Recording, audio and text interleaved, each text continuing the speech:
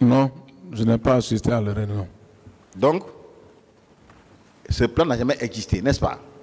Oui. Bien. Dans ces conditions, vous, Colonel Pivi, est-ce que pensez-vous avoir un rapport quelconque avec les faits qu'on vous reproche, à savoir le meurtre, le viol, l'assassinat, la séquestration, l'enlèvement, incendie, complicité de ces infractions-là? Une kyrielle d'infractions. Est-ce que mon colonel, vous avez un rapport quelconque avec ces faits? Non. Bien. On vous a dit que oui, bon, mon colonel, vous êtes en train de vous contredire. Mais en réalité, est-ce que vous pouvez dire à ce tribunal ce que vous ne connaissez pas? Est-ce que vous pouvez dire à ce tribunal ce que vous ne connaissez pas? Ce que je ne connais pas, je ne peux pas parler de ça devant le tribunal. Bien. Lorsque un procès verbal, tel celui de la gendarmerie, qui comporte des déclarations que vous ne connaissez pas, est-ce votre droit de dire au président du tribunal que ces déclarations, c'est pas moi qui les faites? Oui ou non, c'est votre droit? Bien sûr. Bien. Merci, M. le Président.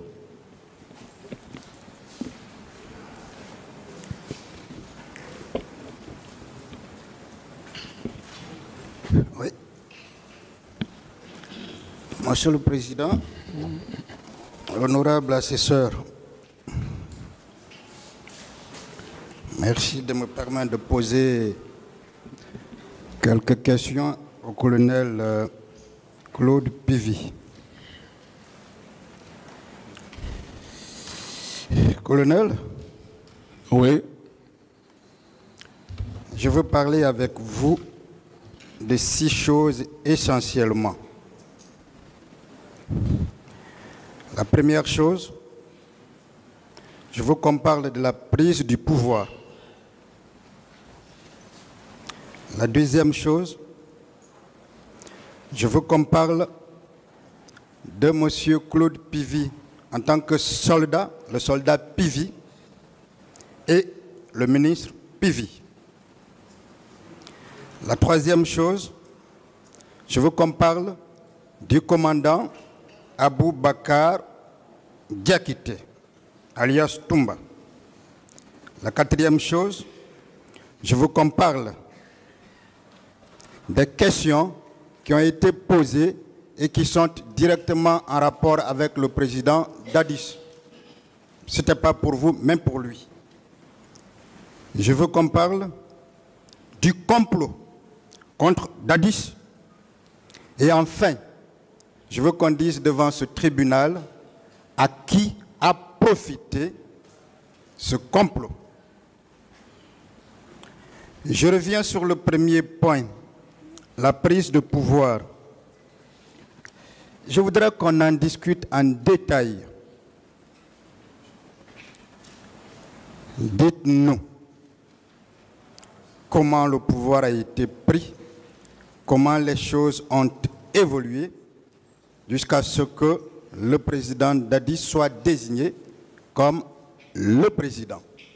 Je veux qu'on en parle en détail.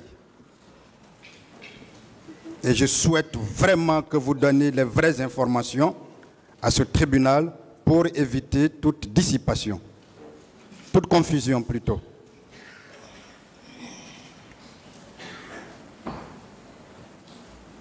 La question? Comment vous avez pris le pouvoir? Quels sont les rôles qui ont été joués par M.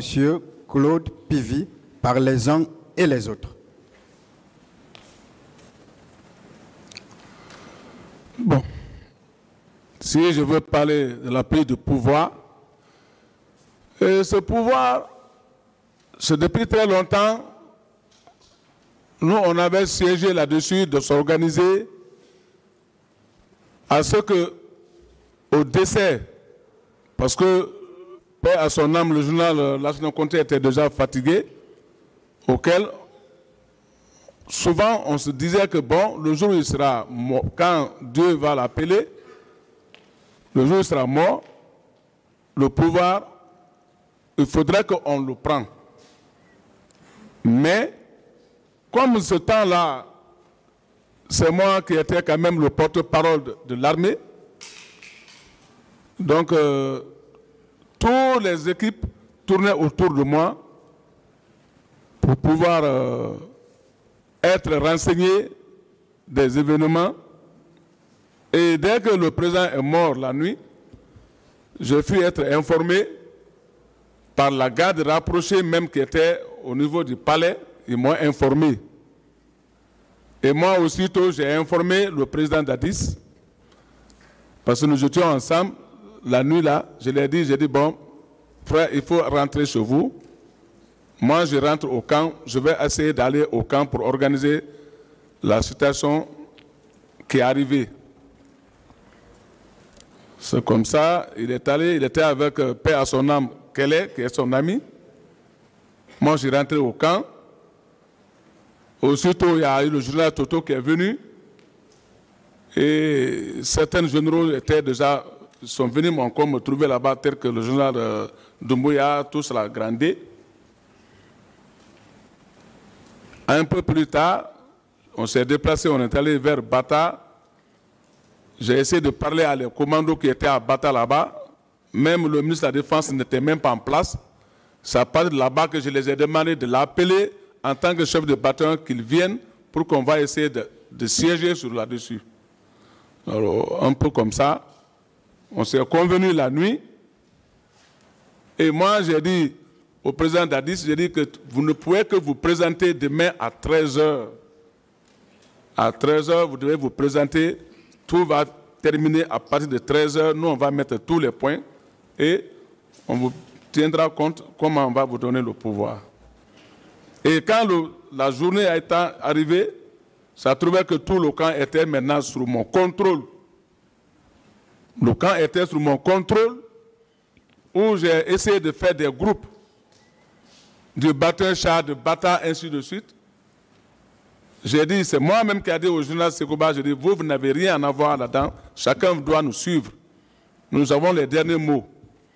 Paix à son âme, mon ami qui est Issa Konaté. On a beaucoup siégé là-dessus. Et là, quand le moment arrivé, tout le camp était rempli. On s'est demandé de rentrer au bureau du général Sekouba pour qu'on va se donner les derniers mots.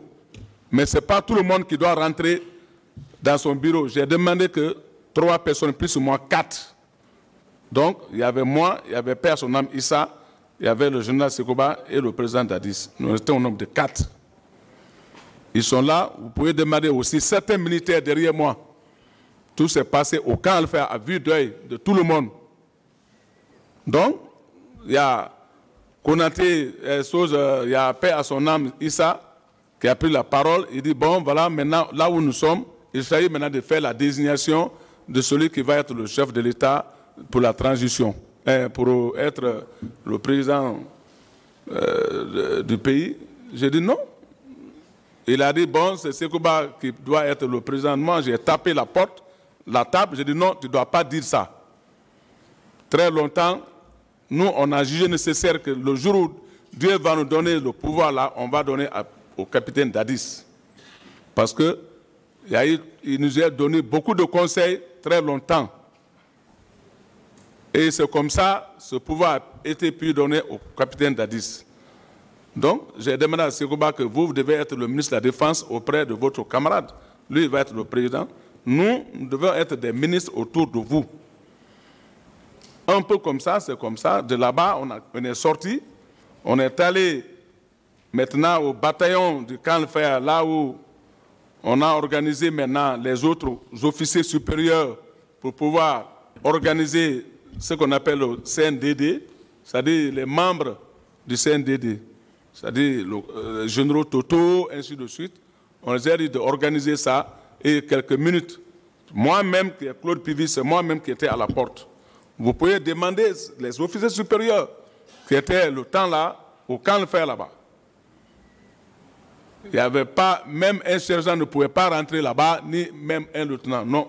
Ce n'est que des officiers supérieurs que j'ai permis de siéger, de faire la liste. Et à un certain moment, j'ai demandé que bon, ça suffit. J'ai demandé au capitaine, j'ai dit, vous pouvez vous lever, vous et le général Sekouba, vous allez descendre. Le temps est arrivé maintenant, on va essayer de vous présenter devant les militaires, comme quoi vous êtes le chef de l'État, et on va aller à la radio pour vous présenter. C'est comme ça a été fait. Si je vous comprends bien, ça veut dire que vous êtes celui qui a informé pour la première fois M. Dadis Camara du décès du président Lansana Conté.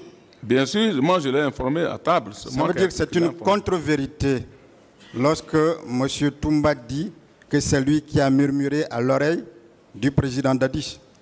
Et là, a été le premier à informer ce dernier du décès de feu général Lansana Conté. C'est bien cela? Moi, je ne peux même pas confirmer ce dernier, parce que le temps là, lui, comment il pouvait aller? Il n'était même pas en contact avec la présidence. C'est moi qui avais en contact avec la présidence. Parfait. Parfait. Vous savez pourquoi je tiens à ce qu'on en parle et on va en parler? Je suis venu de l'aéroport ce matin pour ici. J'ai beaucoup de photos qui ont été prises directement ce même jour-là. Je ne sais pas, avec la permission de Monsieur le Président, je peux lui montrer ces photos, Monsieur le Président. Les photos sont... Nous allons les imprimer sur la prise du pouvoir, le même jour même. Où sont les photos? Je les ai là. Vous pouvez les imprimer, après vous les enverrez pour lui montrer. Promis, Monsieur le Président, ce sera fait. Mais est-ce que quand même vous vous rappelez de la salle qu'on appelle amphithéâtre au camp Alpha Yaya? La salle? La salle est dénommée amphithéâtre. Bon, moi, la salle, le bureau de Sekouba, général Sekouba, et le grand bureau au bataillon. Je parle de ce grand bureau-là. Oui, bien sûr. Où vous avez dit que vous étiez devant, où vous êtes effectivement devant. Oui. Ce jour-là. C'est moi-même qui les ai ordonnés, j'ai dit de me suivre. Ils doivent me suivre, maintenant on sort pour aller maintenant. J'ai toutes les photos prises le même jour. Mais nulle part, j'ai vu la photo de M. Aboubakar Diakité. Est-ce que cela remet en cause le fait qu'ils disent qu'il a été essentiel dans le rôle joué pendant la prise de pouvoir?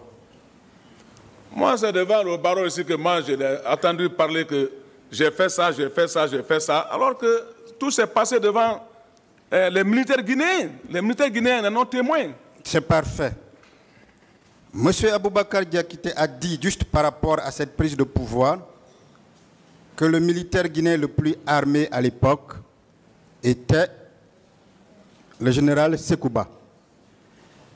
Et lui, il était le patron du Bata, c'est bien cela?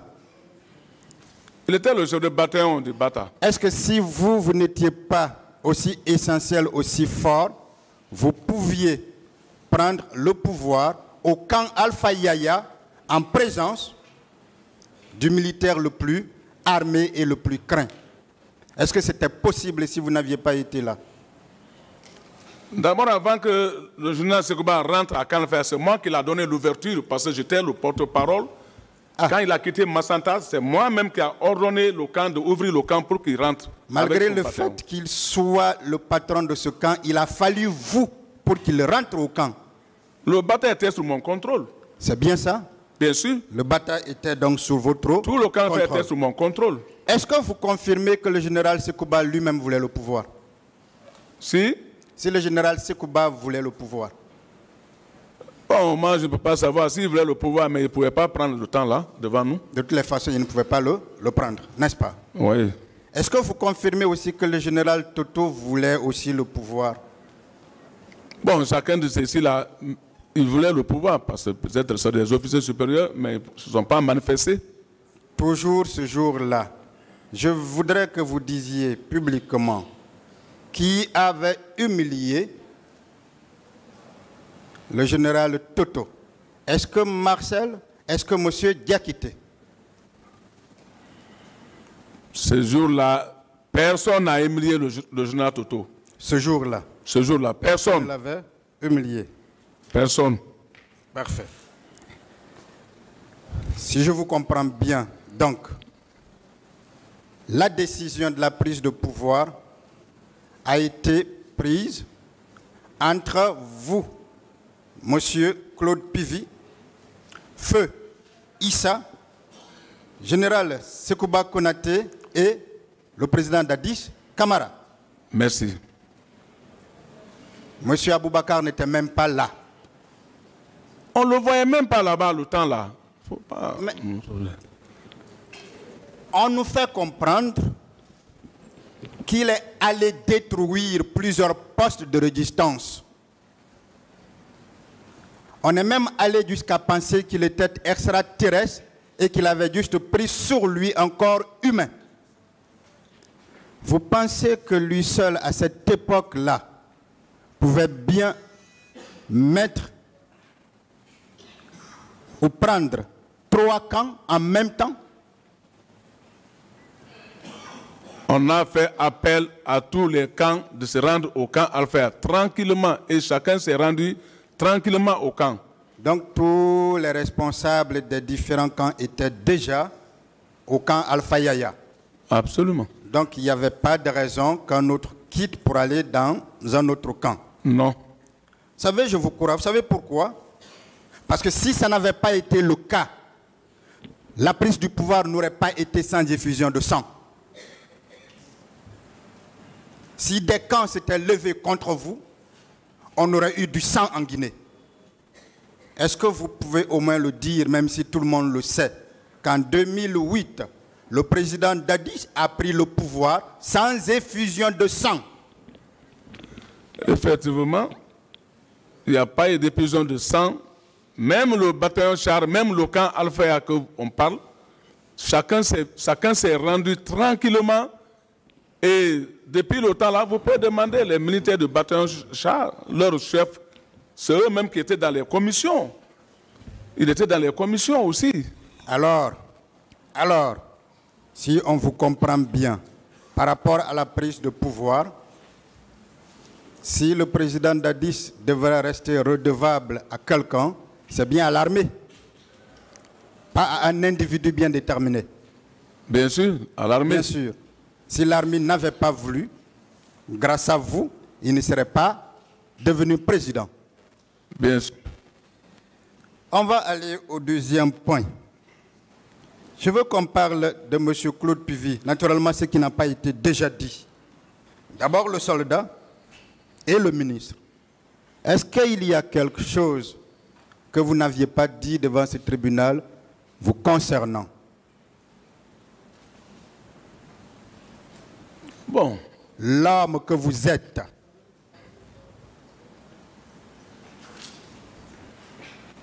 On en a parlé d'autres ici, devant ce tribunal.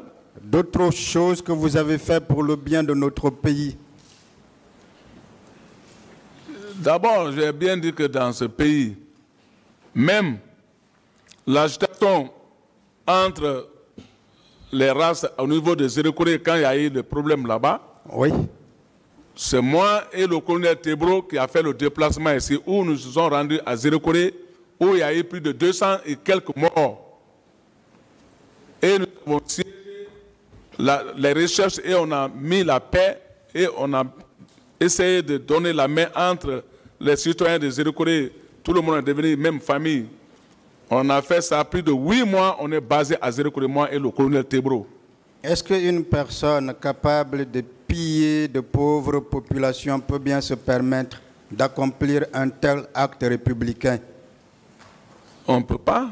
Si on n'a pas aidé ce peuple-là, on ne peut pas le détruire. Parfait.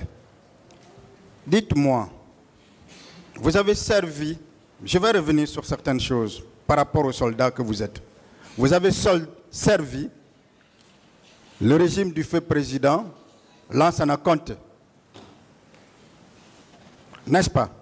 Bien sûr. Est-ce qu'à un moment donné, le pouvoir de Conté allait vaciller si vous n'aviez pas été là? D'abord, j'ai bien dit que d'abord, tout le monde en sait, en ville ici, je vais toujours le respect du président en tant que père. Sinon, il y avait un temps qui est arrivé, j'ai commencé d'abord lorsque le palais a été attaqué, ils ont envoyé... En quelle année? Allez-y. Oh, bon. C'était en 96, non? Non, je crois le 2 ou 3.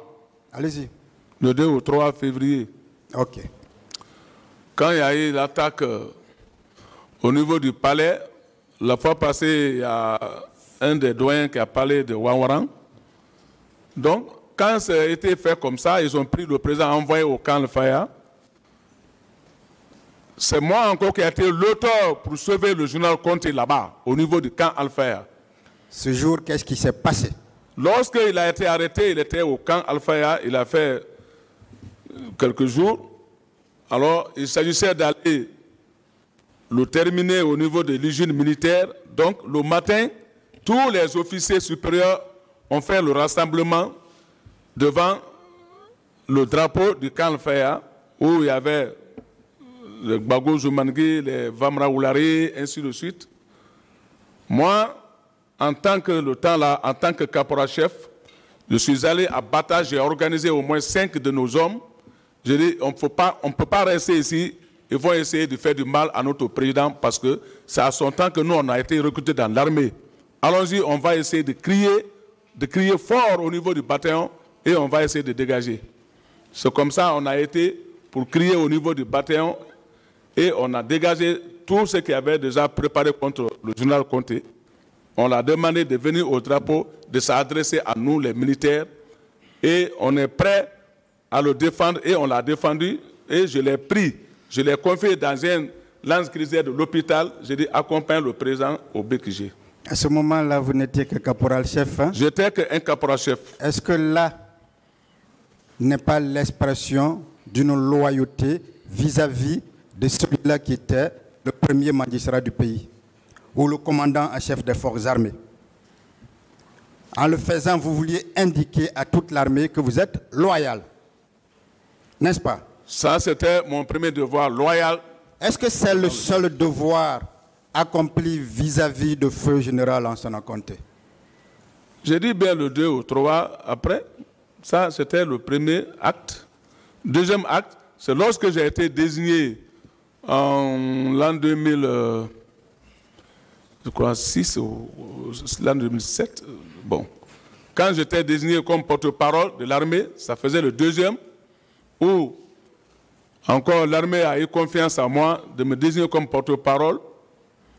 Et ce jour-là, j'étais avec l'armée, mais j'étais en tête du mouvement. On est venu plus d'une semaine pour pouvoir franchir le pont 8 novembre. C'est quand j'ai décidé, j'ai dit demain, je vais franchir ce pont-là, quelle que soit l'arme.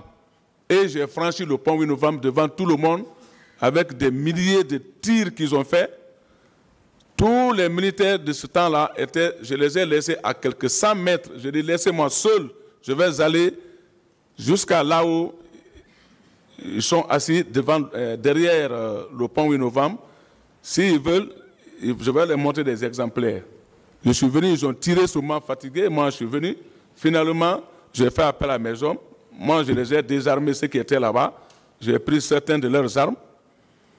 Et les restes, ils ont replié. C'est-à-dire, quand on dit replié, ils ont fui, ils sont allés vers le BKG pour aller dire au président que l'adjudant-chef, parce que à l'époque, j'étais adjudant-chef, ils disent que l'adjudant-chef n'a pas voulu nous respecter. Donc, il faut qu'ils viennent par là. Je dis, si le président n'est pas assis, moi, je ne respecterai jamais personne.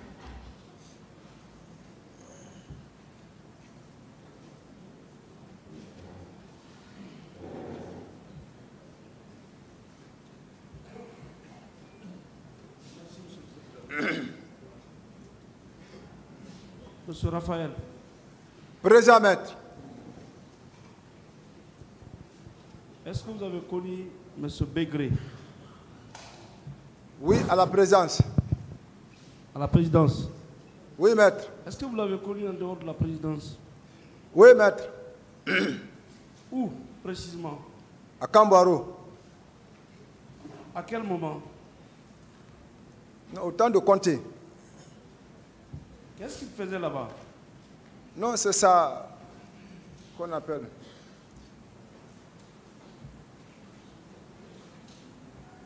C'est son unité d'attache? Ouais, c'est son unité d'origine, quoi. D'accord.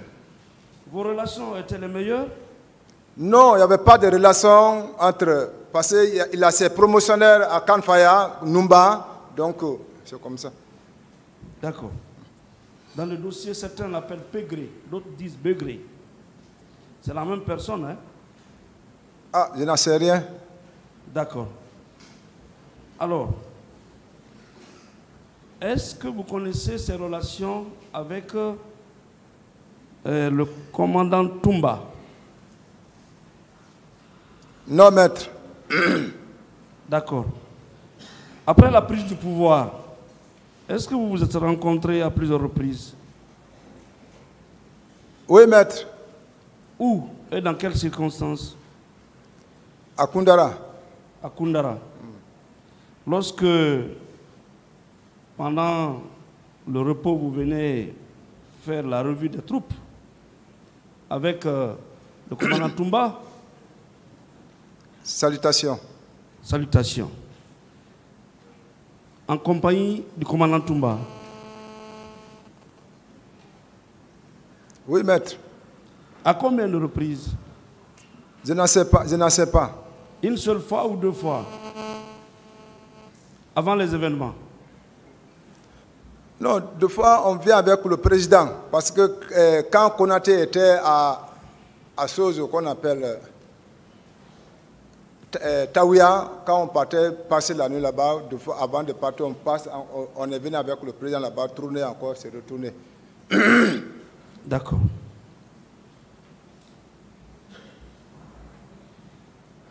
Il venait au camp à Lifayaya, Diallo, Oui, maître. où se trouvait le siège de la présidence. Oui, maître.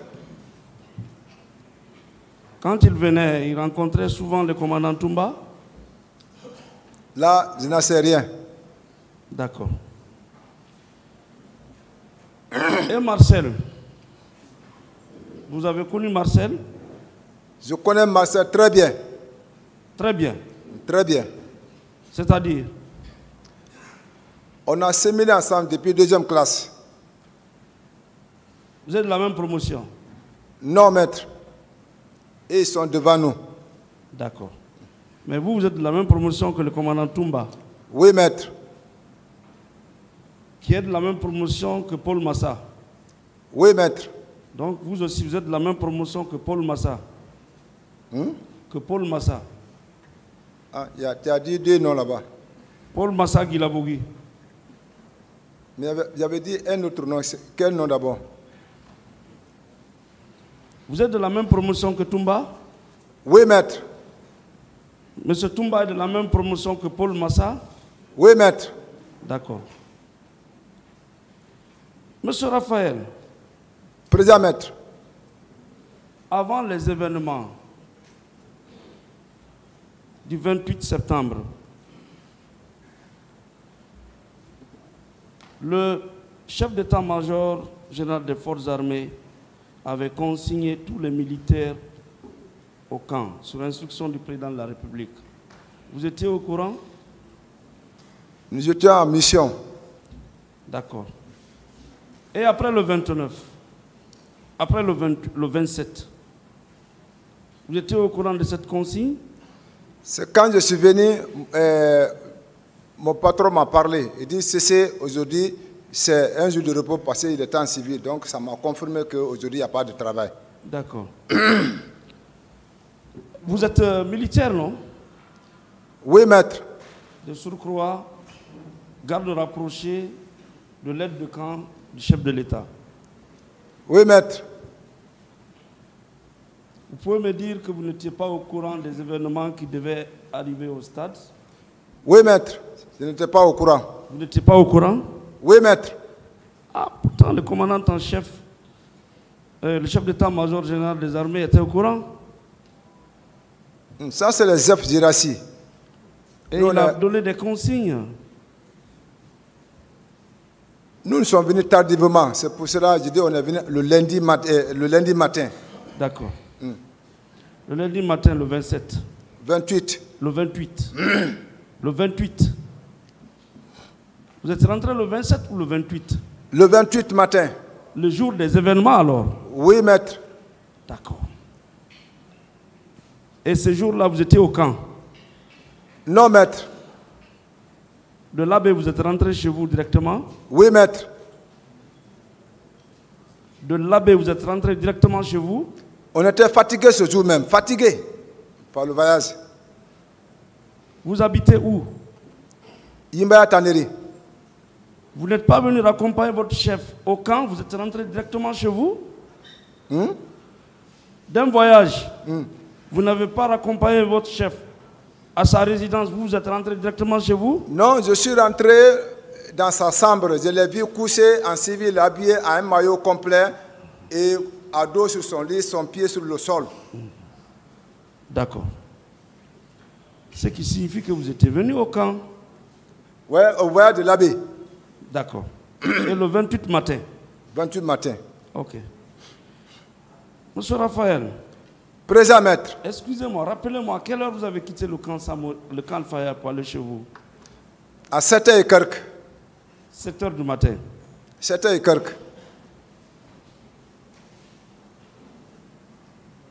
Donc tout ce qui s'est passé de 7h du matin jusqu'au lendemain, vous n'étiez au courant de rien? Oui, maître. Vous n'avez rien entendu? Oui, maître. Monsieur Raphaël. Présent, maître. Pendant que tous les militaires doivent venir au camp, les civils sont en train de manifester. C'est ce moment que vous vous choisissez pour rentrer chez vous? Bien de cause. Bien de cause? Oui. Je ne comprends pas votre réponse. Pour le cas de la maladie de ma femme. D'accord. Mais malgré tout, dans le dossier, il n'y a pas un médecin. Rien n'atteste que votre chère épouse était en état de famille. Non, on a donné le carnet rouge des femmes en grossesse au juge des poules, M. Diawara. Ça, ils ont réclamé ce jour. Et c'est l'original, on les a donné. Non, on peut avoir un carnet de maternité. Mais cela ne veut pas dire que ce jour du 28, c'est ce qui vous a amené à aller chez vous. C'est ce qui prouve que vous étiez parti à la maison. Oui. Attendez la question. Ce n'est pas une question. Ce carnet, c'est dans le dossier? Oui. D'accord. Monsieur Raphaël. Présent, maître. Votre patron lui-même n'a pas bougé du camp, Alpha Yaya Diallo. Il était fatigué. Est-ce que vous savez qu'il était au courant que quelque chose devait arriver au stade? Je n'en sais rien, maître. D'accord. Comment vous pouvez nous convaincre que lui pouvait vous laisser rentrer à la maison pendant qu'il sait que quelque chose devait arriver au stade? Comment? J'ai dit, comment vous pouvez m'expliquer à moi, me convaincre par exemple que vous êtes rentré à la maison pendant que votre chef savait que quelque chose allait arriver au stade? Je n'en sais rien, maître. D'accord.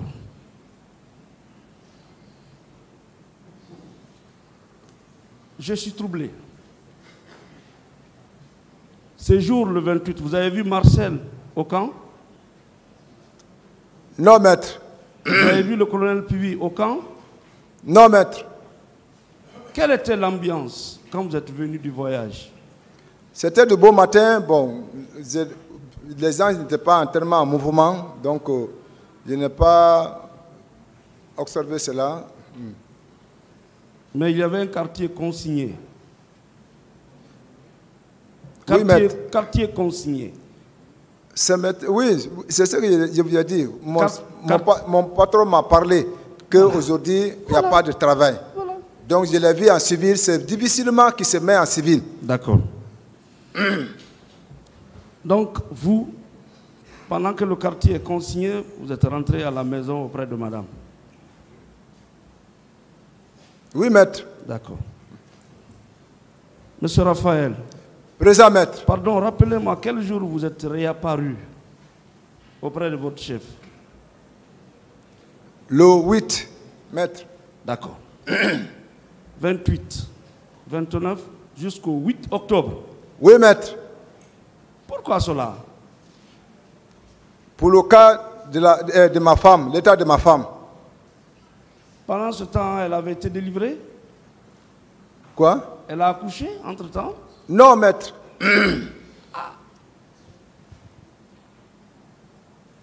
Beaucoup de militaires comme vous laissent leurs femmes derrière pour venir sécuriser les chefs. Oui ou non? Hein? Beaucoup de militaires laissent leurs femmes derrière pour aller même en guerre. Oui ou non? Oui, maître. Entre votre domicile et le camp, ça fait 15 km? Mais nous ne sommes pas en guerre. Oui, c'est un exemple. Nous sommes en temps de paix.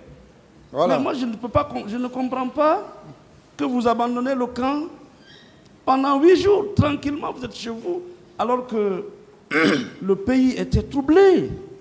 Des questions, maître. Comment vous pouvez expliquer cela? J'ai reçu l'ordre par mon chef hiérarchique.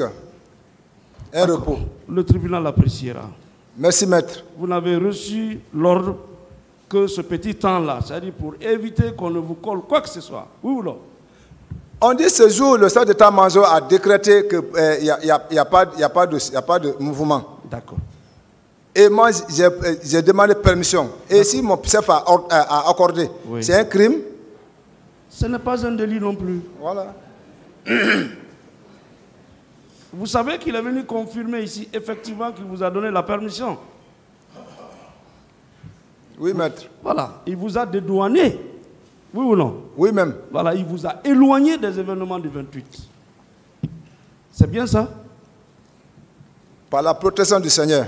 Merci. Donc, à votre tour, vous avez tout fait pour organiser une petite rencontre à la maison centrale. Avec Marcel. C'était à quel moment? Hein? C'était à quel moment votre rencontre avec Marcel, le lieutenant Marcel? Non, c'est au moment quand ils ont prononcé la date du 28 septembre pour le procès. D'accord. En ce moment, le dossier était déjà clôturé. On a reçu l'ordonnance de renvoi. L'avocat était venu pour qu'on se concerte. Donc, parce que on était maintenant en passant pour rentrer dans notre couloir, quand en passant directement, il m'a appelé. D'accord. C'est après la clôture du dossier que vous avez eu l'entretien tripartite. Oui, maître. Le commandant Toumba d'un côté, vous, Raphaël de l'autre côté, Marcel également présent. C'est ça? Oui, maître. D'accord.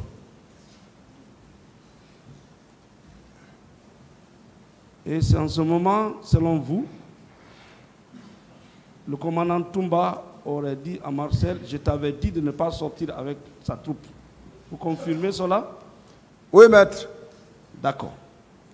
Et c'est en ce moment, Marcel a répondu que même si un char était braqué sur lui, il n'allait pas dire la vérité. Oui, maître. C'est bien ça? Oui, maître. D'accord. Et c'est depuis ce jour-là que vous avez commencé à vous éloigner de Marcel? Non, je ne me suis pas éloigné de Marcel. Il connaît? Mais c'est depuis ce jour-là que pour vous, vous avez déjà une preuve de sa participation aux événements? Oui, maître. Voilà. C'est depuis ce jour-là que vous avez désormais la preuve qu'il a participé aux événements? Oui, maître. Très bien. Bon, pourquoi alors le même jour vous n'avez pas adressé une lettre au régisseur de la prison civile pour lui dire « Ah, dans notre affaire, il y a un élément nouveau ».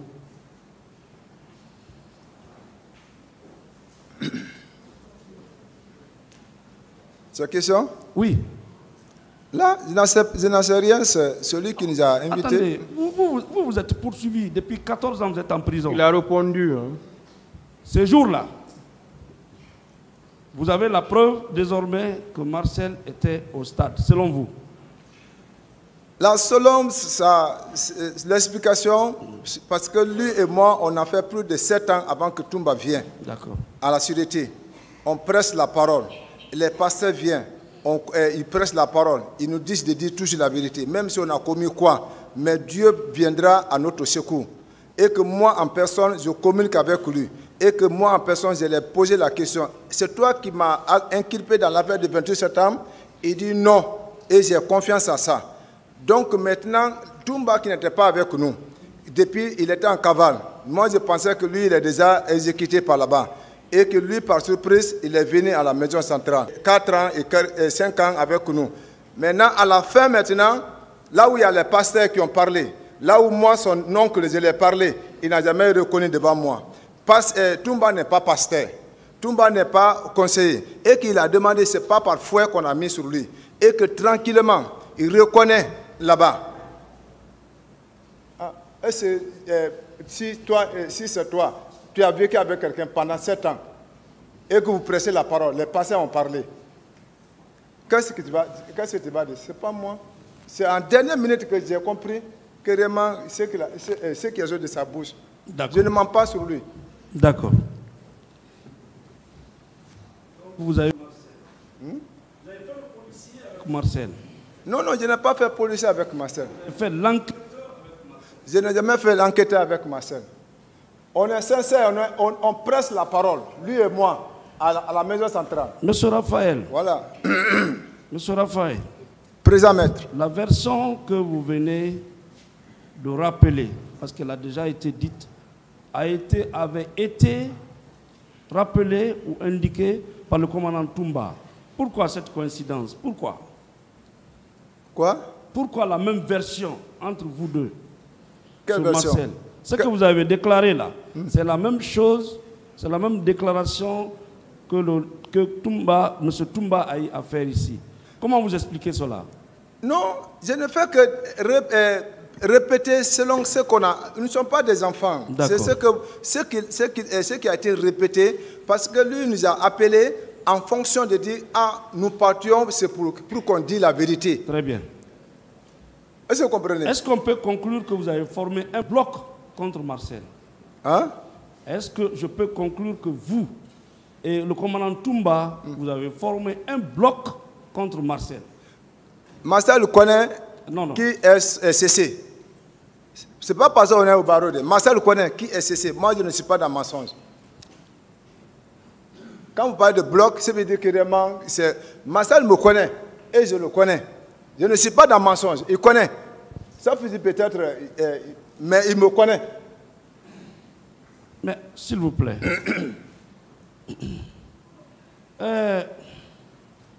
vous savez, entre nous ici, on se dit beaucoup de choses. Hein? Beaucoup de choses. Votre conversation avec Marcel, vous pensez que Marcel savait que c'était pour venir révéler cela un jour devant les juges? Alors, je n'en sais rien. Voilà. Cette conversation, vous l'avez faite dans l'intention de venir la révéler un jour devant les juges? Parce que l'autre affaire, pour qu'on dise, pour la vérité du procès, on a déjà fait la prison pendant des années. Il dit, mais pour l'historique de nos enfants qui viendra, pour qu'en enseignant, il ne faut pas que ça soit de faux histoires. Cette conversation, vous l'avez tenue dans le but de venir la révéler devant les juges le moment venu? Là, je n'en sais rien. Donc ça n'avait aucun intérêt. On est d'accord? Là, maître, je n'en sais rien. C'est parce que ça n'engage que Marcel Toumba. aussi a sa version des faits. Monsieur Raphaël. Présent maître. Entre vous, accusés, vous vous êtes entretenus selon vous. Vous avez vu une piste. Pourquoi vous n'avez pas fait appel à un procureur, au régisseur, au juge, pour révéler ce contenu-là et qu'il y ait un PV additif versé dans le dossier. Nous sommes des mangeurs, nous ne sommes pas des enfants. Et si Marcel vient dire qu'il n'a jamais participé à un tel entretien, hein? Si Marcel venait à la barre dire qu'il n'a jamais participé à un tel entretien. Non, le tribunal appréciera. Moi, ce n'est pas dire que c'est obligatoire ce que je dis, le tribunal peut prendre en compte. Et si Marcel venait dire que, lui, il n'a jamais dit que même si on met le couteau à sa gorge, si je ne vante rien. C'est le tribunal qui va apprécier. Moi, je n'ai pas dit que vraiment ce que je dis là, le tribunal n'a qu'à prendre. C'est titre de choses. Quand tu m'as parlé, il dit c'est au courant. Quand tu m'as dit c'est au courant, c'est pour cela. Sinon, moi, je n'ai pas de choses pour dire ça des choses. Et si Marcel venait dire le contraire? Là, le tribunal appréciera, maître. D'accord. Pas de problème.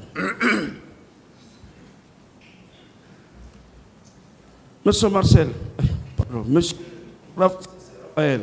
Présent, maître. Est-ce que vous étiez au courant de l'accident de Marcel? Oui, maître.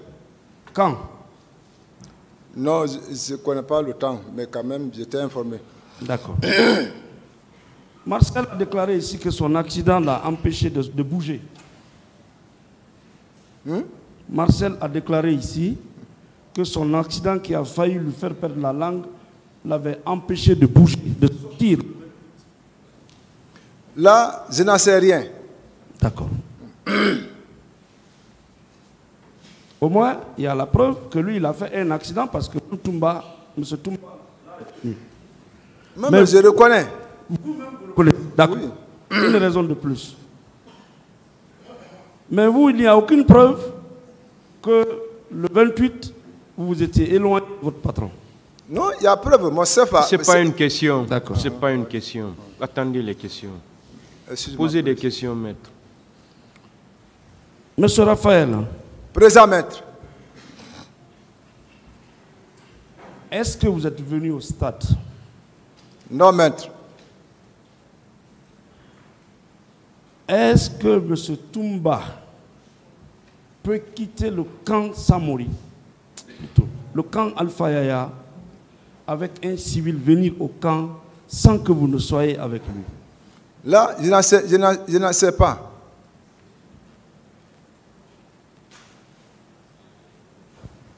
Bien. Excusez-moi. Oui, maître. Il a été rappelé ici que vous portiez le béret rouge. On est d'accord? Hein?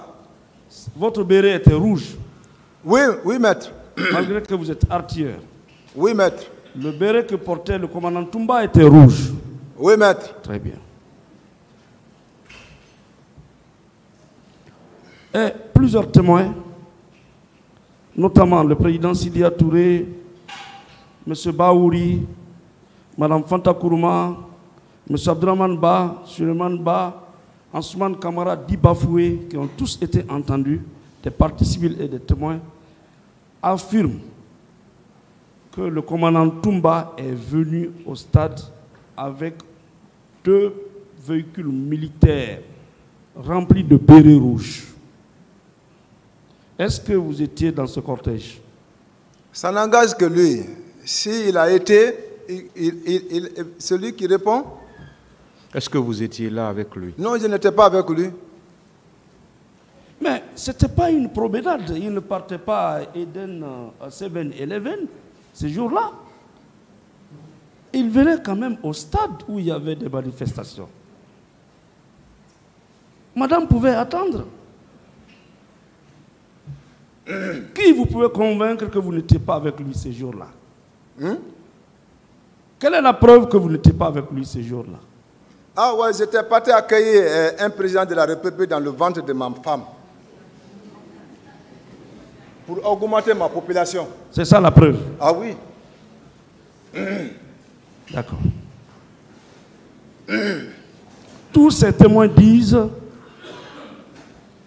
qu'ils ont vu, certains disent Pégré, d'autres disent Bégré. Que répondez-vous? Hein?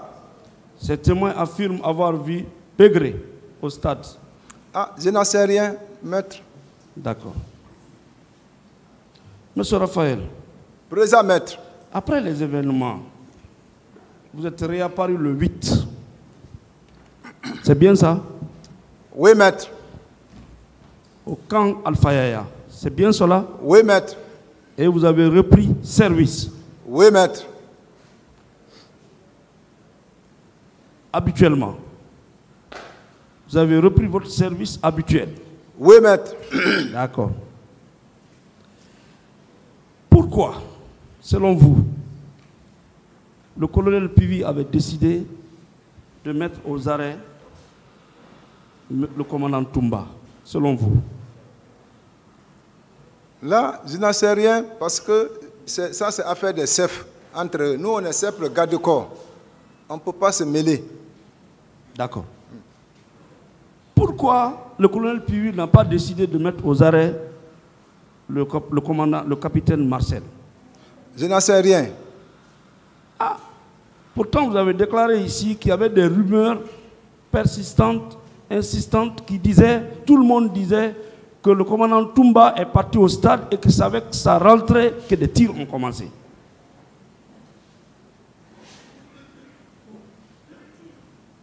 Est-ce que ce n'est pas pour cela qu'il était ciblé pour être mis à la disposition de la justice? Là, je n'en sais rien dedans. Vous n'étiez pas inquiet non plus pour lui? Que? Pour votre chef? Non, je n'en sais rien. Vous n'avez pas posé la question de savoir, ah, mon commandant, moi je suis à côté de vous. Tout le monde dit que c'est avec votre rentrée dans le stade que des tirs ont commencé. Là, je n'en sais rien, maître. Voilà. Donc vous êtes devenu comme Marcel, vous aussi, vous n'en savez rien. Alors que Marcel a dit vrai. Monsieur Raphaël. Présent, maître. Les faits se sont produits le 28. Vous avez été arrêté quand? Je me suis rendu le 9 décembre 2009. Donc plus d'un mois après les événements. Plus d'un mois après les événements. Le 28 au 9 décembre. En passant par le 3 décembre, moi qui ne m'intéresse pas ici, forcément. Est-ce que vous avez normalement vécu cette période où vous étiez dans la clandestinité? Je veux parler de la période du 28 au 3 décembre. Non, 28 heures. Non. Quel clandestin? Quoi? Est-ce que vous avez vécu normalement ou bien vous avez vécu dans la clandestinité, dans la peur d'être arrêté parce qu'on vous soupçonnait d'avoir été au stade avec votre chef? Non, maître. Très bien. Monsieur Raphaël. Présent, maître. Dans le dossier, il ressort que dès après le 28, le commandant Toumba était désormais très armé. Il a reconnu ici même qu'il marchait avec 4 bombes. Vous confirmez cela? Grenade. Je n'en sais rien, maître. Après les événements, vous qui étiez chargé de le sécuriser, il semblerait qu'il avait renforcé sa sécurité et il était déjà très armé pour contrer toute éventualité, toute éventuelle arrestation. Vrai ou faux? On n'a jamais marché armé, on est toujours 6 dans la voiture, y compris lui. D'accord. Une fois de plus, est-ce qu'il ne vivait pas dans la peur, vous deux, vous ne vivez pas dans la peur d'être arrêté parce que l'un suit l'autre? Le militaire n'a pas peur. Le militaire ne se trouble pas. Et un militaire qui prend la fuite, il se ressaisit. Le militaire qui prend la fuite, il n'a pas peur? Hein? Celui qui prend la fuite, qui quitte le pays, il n'a pas peur? J'ai dit le militaire n'a pas peur. D'accord. Il se ressaisit. D'accord. Et nous avons vu des militaires qui ont pris la fuite